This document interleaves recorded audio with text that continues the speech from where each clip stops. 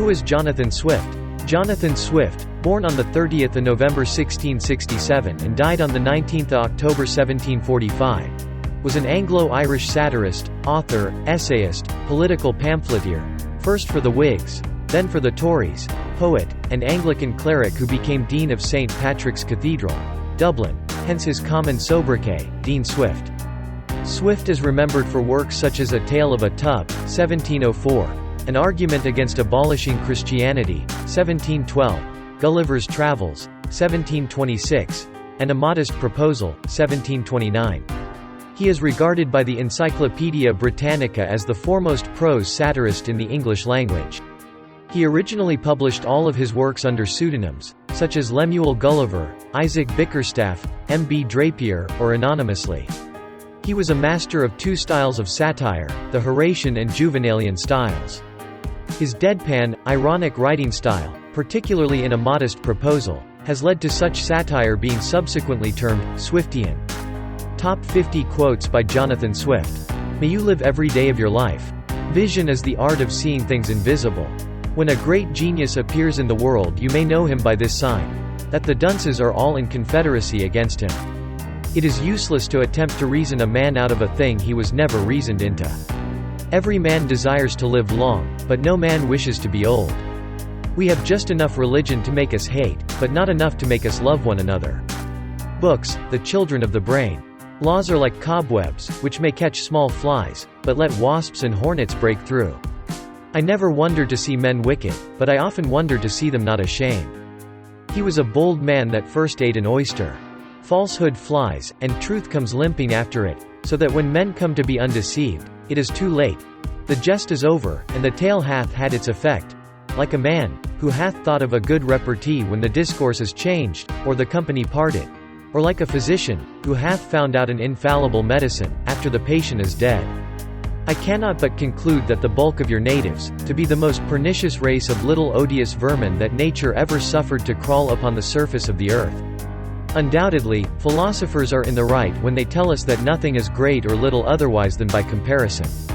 Fine words. I wonder where you stole them.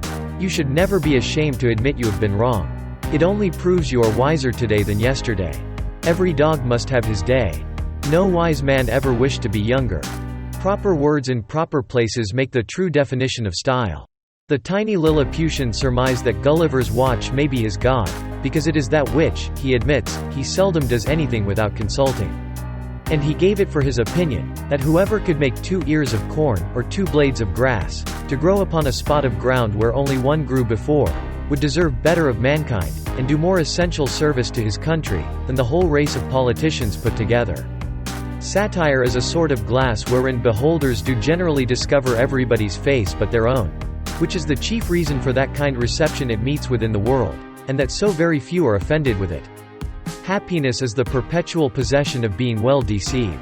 For in reason, all government without the consent of the governed is the very definition of slavery.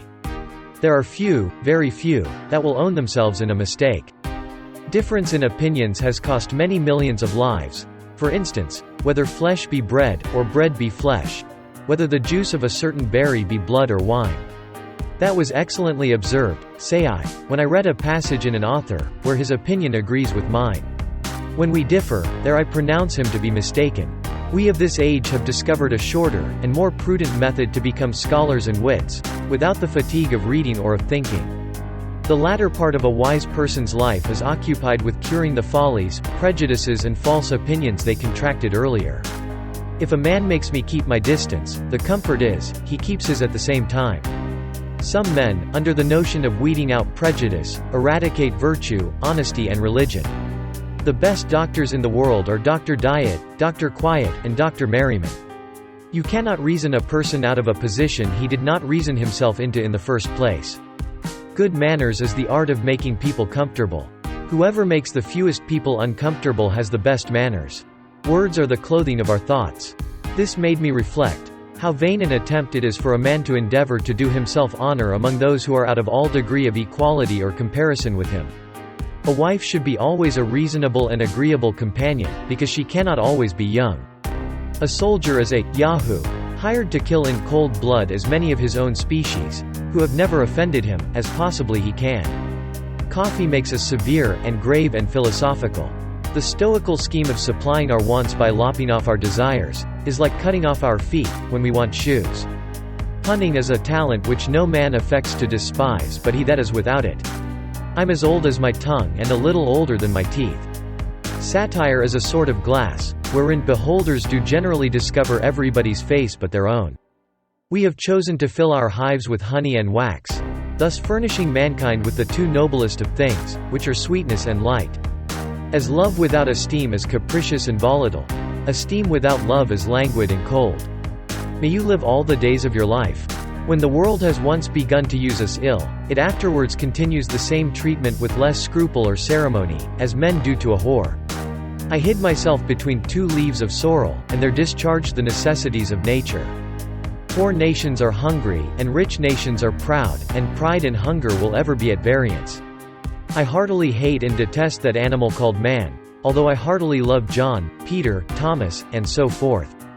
Based on Gulliver's descriptions of their behavior, the king describes Europeans as the most pernicious race of little odious vermin that nature ever suffered to crawl upon the surface of the earth.